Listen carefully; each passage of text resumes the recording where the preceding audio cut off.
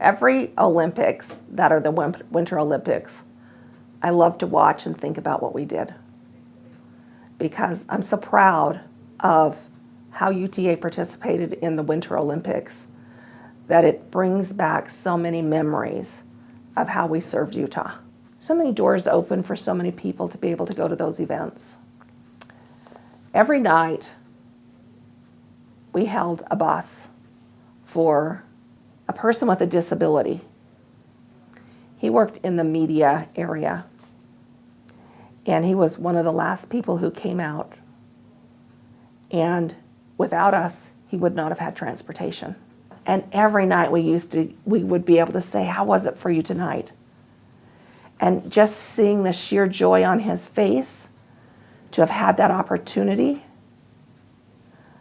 was rewarding enough for us. We transported the world. You know, our track service was number one. We got cars in from Dallas for track service. We got WMATA's brand new buses for fixed route service. Brand new buses that had never been used. But for paratransit service, for transporting people with disabilities, we got Atlanta's broken buses. And of course, Atlanta's warm. Well, we're doing the Winter Olympics, and they came to us without heaters. And so we had to figure out how to put heat in these buses. And so our maintenance crews had to retrofit these buses to get them in service.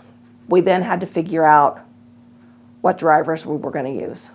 We went to fixed route, to all the fixed route drivers, and said, okay, who knows how to transport people with disabilities? And we took the people who raised their hands and picked from them.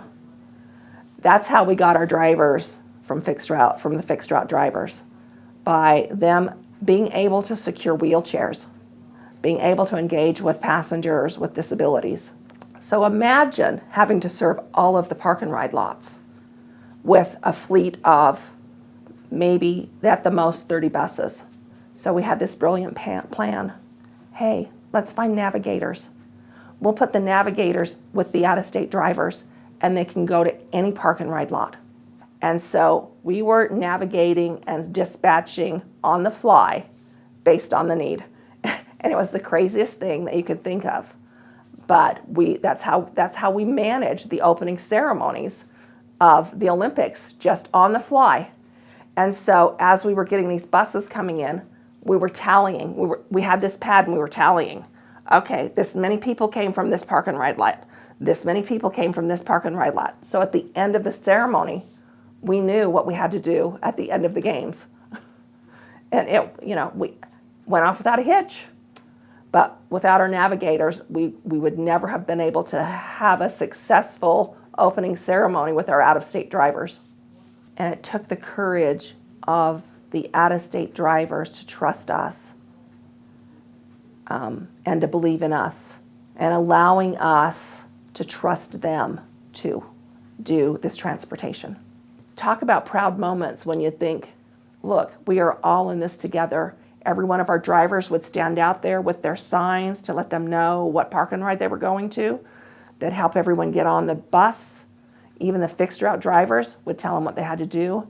And the experience that everyone had, and the pleasure and the greetings and the appreciation from all of the riders was an experience that you just cannot even understand unless you were there. And I think, when we talk about the Olympics coming back, I hope that people at UTA will have the opportunity to have that experience, because there's nothing like it. There's nothing like experiencing that again.